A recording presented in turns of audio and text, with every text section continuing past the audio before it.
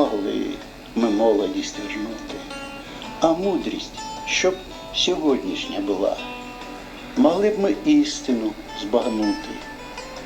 Та й доля б іншою, мабуть, була. Жили б всі зважено і гарно, і помилок не допускали б ми. А час би пролітав немарно, всі б стали ідеальними людьми. Але такого просто не буває, бо в молодості мудрості нема. Коли душа весняний цвіт скидає, приходить мудрість, але вже зима.